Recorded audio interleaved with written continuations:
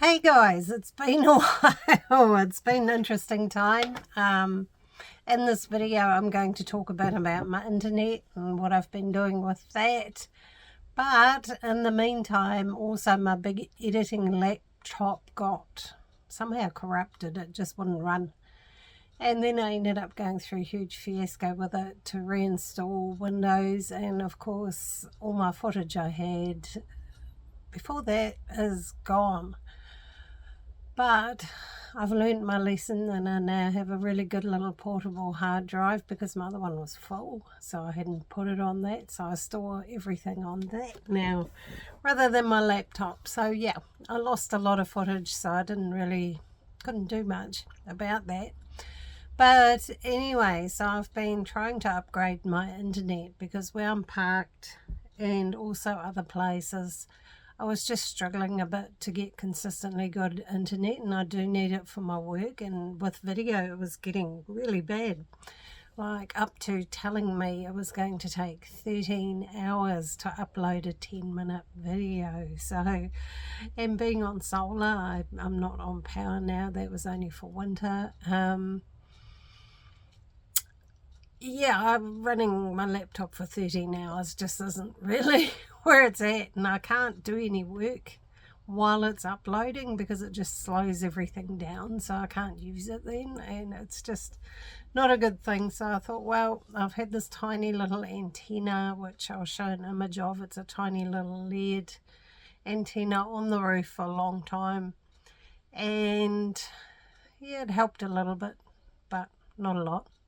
So anyway, I ordered an antenna that I wanted, which was a Blackhawk omnidirectional MIMO antenna from a company here in New Zealand, who I don't think is in New Zealand actually, but anyway, they refused to respond to me. They wouldn't answer any emails asking what was going on after I paid for it. And turns out that they had none in stock when I finally got a bit pushy, and they said, oh, it'll be 3 months to get one from Australia. And it was like, no, not 3 months, no. So anyway, I got my money back from them finally after threatening them with a PayPal, dispute and all sorts of stuff like that. I would never deal with them again. I'm just trying to think of what they're called. They're Wellington outfit, and yeah, what were they called? I can't think now, and I'm using my phone to record, so I can't work it out, but I wouldn't recommend them. They were cheaper than anyone else, and they were apparently in New Zealand, but I doubt it. So I then thought, oh well, I'll just order it from Australia because that's where they're made. So that outfit finally came through. So they sent it over, and no, it didn't take 3 months. It took about 2 weeks. So that arrived, and I installed it. It made a little bit of an improvement, but I noticed because it has 2 coaxial cables that go down to your modem, one of the terminals of my modem was a little bit wonky, a little bit loose. So I contacted Wireless Nation and wanted them to help me troubleshoot that and see if that was an issue, who said to me, oh well, we can put your connection on hold, we'll just turn it off. And I said, no, I'm trying to troubleshoot here, and maybe I need a new modem. Oh yes, you can buy one of those, but yeah, we can put your connection on hold. I was like, what? I was just over the stupid answer with Wireless Nation. That's all they wanted to do was put my connection on hold. So I contacted NetSpeed and had a look at their website, and I could get 600 gigabytes on theirs, and I could pay the new modem off over a few months, which is great. I didn't really want to spend $300 right now. So yeah. So I did that. I ordered that. It was here in 2 days. Bang, done. They were onto it.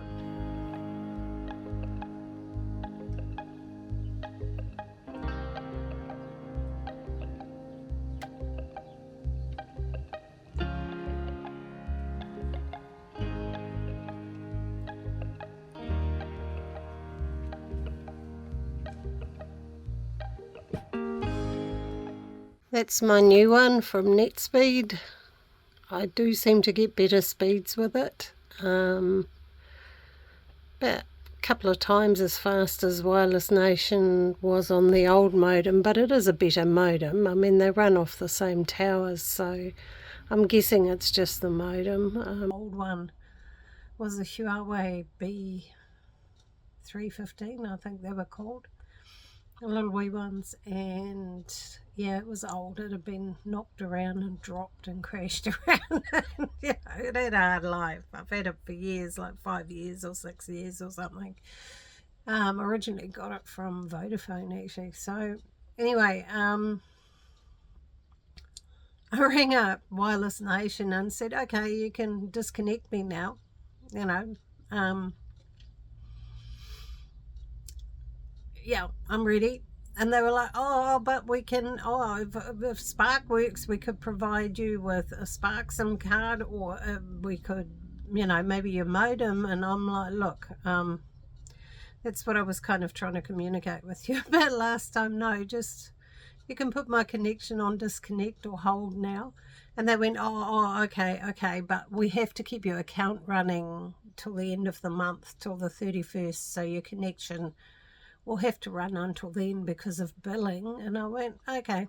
Well, they disconnected it that day, but they're still keeping the billing running. So how nice is that?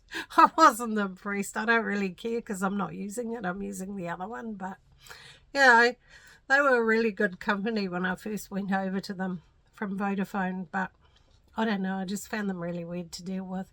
Whereas NetSpeed just seemed to be a bit more on the ball and a bit more knowledgeable about the technology, really, which I found handy. You know, I could talk to them. Like when I talked to the guy about the modem, he said, oh, okay, yep, here, do this, do that, we've activated your SIM card. And I said, oh, yep, I need to log into the web portal.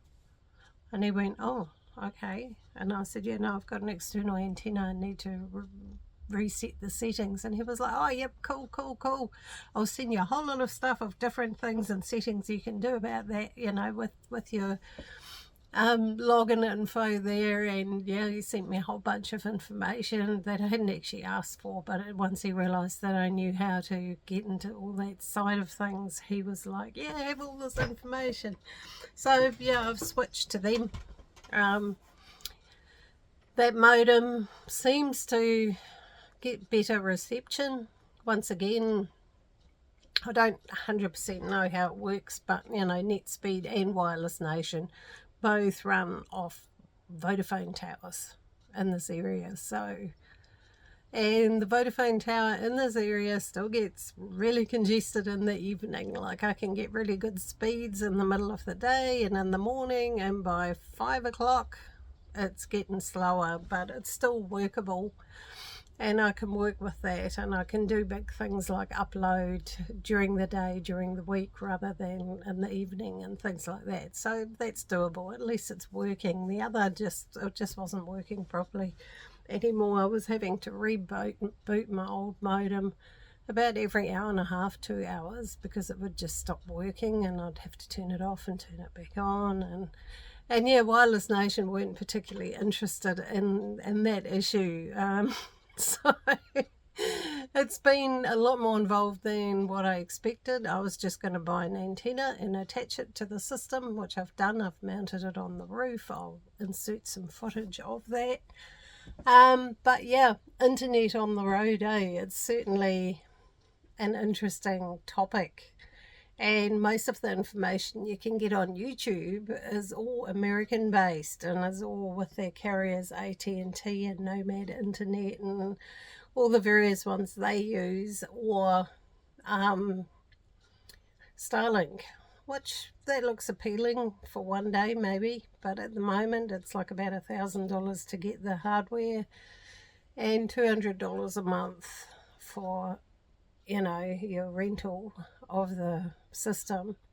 And I don't know what it's like in New Zealand, but in the States there's still areas, if you're traveling, you can arrive in an area and there's no room on the satellites there for you, so you can't use it. So, you know, I'm sure as they keep throwing more and more of these satellites into space, it'll probably improve. But I'm not prepared to pay $200 a month plus $1,000 on hardware to do that. And you have to have a really open, from what I've seen, view of the sky. Like if you've got a bunch of trees nearby, and that stops it from getting a lot of satellites. Like it doesn't just connect to one, it has to connect to a whole lot of satellites to work properly. Yeah, then it doesn't work. So a lot of the people I watched on YouTube who are really into internet, and they actually run channels specifically about mobile internet and stuff, who have Starlink, also have another system as a backup. So yeah, one day it'll probably be cheap, like everything, you know. I remember when we first got mobile internet and you got 2 gig for like $50 a month or something, you know. So yeah, it's getting cheaper and more affordable and easier. 600 gig is gonna do me. You can get an unlimited plan with them too, but I really don't think I'll need it. The 600 gig with net speed is $75, which I'm cool with. It's a good amount. It means I'm not having to watch it, because with Wireless Nation, yeah, I sometimes used up my 300 gig I got with them, so I would have to keep an eye on it so I didn't go over. But yeah, so it's been fun and games with the internet, but hopefully I'm a bit more online with the system now, you know, and the computer's going again, and yeah, so technology, yeah, I just had a bit of technology mayhem there for a while. Options wise, yeah, you've got Wireless Nation and net speed. They have similar plans, slightly different, but they're basically doing the same thing. So their options, some people go wireless hotspot off their phone. If you're not using a lot of internet, that's an option. But I've noticed that even when this phone was Vodafone and my modem was Vodafone, I'd drive somewhere and my modem would pick up a signal and my phone would get nothing. So the reception of these modems is actually a lot better than a phone. So yeah, it depends on what you're doing.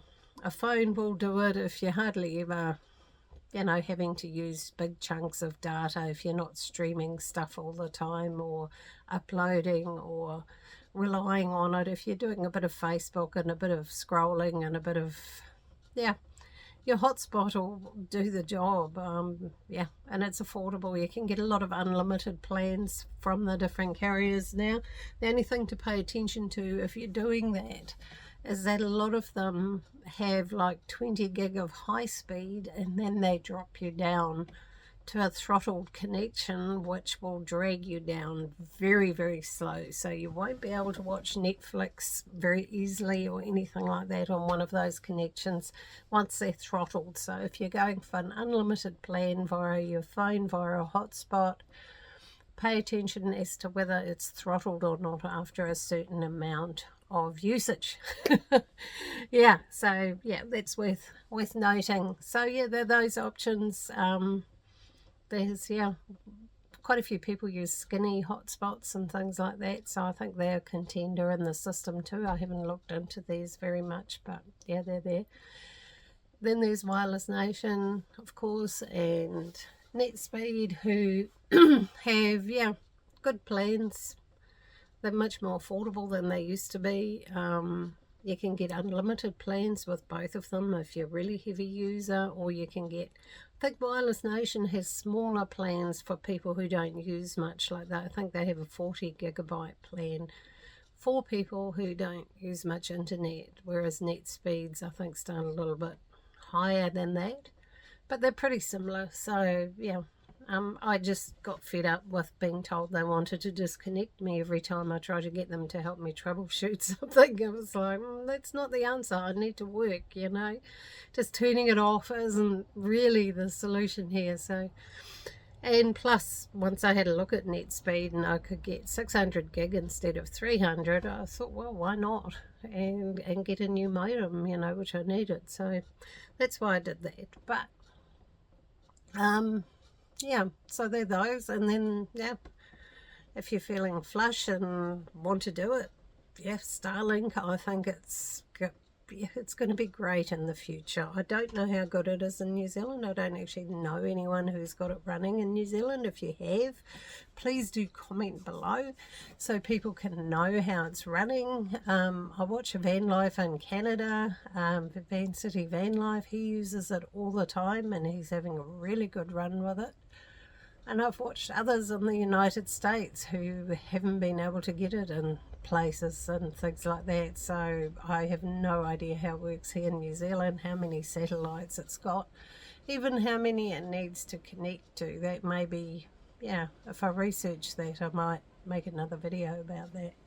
But yeah, internet is certainly, you know, pretty possible now. Reception's certainly increased. I'm always talking to friends who I say, oh, I'm here. Great place, and it's somewhere I used to go quite a few years ago, and I'm like, oh, does it have internet now? I'm always asking people that, because if I want to go somewhere I need to be able to work, so I need to be able to get internet. And a lot of the places that had none, like Little Waipa, and I just found out Port Albert and places like that that's up in Wellsford, they now have internet. So it's spreading, it's getting better, which is good, which means you can go to more places. But yeah, so this has been my adventure with the internet. Little Zoe's been very patient with me and helping and playing with wires, and I actually did get very mad at her when I was trying to wire up the little connectors for the modem, and she kept pushing them off the bench. You know, cats do that. Oh, okay, I got to push that off. I got quite grumpy at her for that because it just kept happening and it was really fiddly and annoying. So anyway, this is my little blurb about the internet. I promised I'd make one about this antenna of mine. Yep, it's an improvement. It's not a huge improvement, but yeah, if you're prepared to fluff around, I think get a directional antenna. I'm going to stick with this at this point. I've just spent a bunch of money on it, so obviously. But yeah, so that's worth considering. Yeah, it depends on how much you move, really. If you're moving all the time, I think it would get really annoying and frustrating. Whereas if you have like a caravan, which you park up and then drive off in your car, would be great for directional antenna. You could just put it on a pole on your caravan, turn it, lock it in, and it's there for the duration of you staying wherever you're staying. So yeah, anyway, if you enjoyed this video and would like to see more content like this, about, you know, things we use and need and desire to have in this lifestyle, please give this video a like and subscribe if you'd like to see more like this, and I'll see you all next time.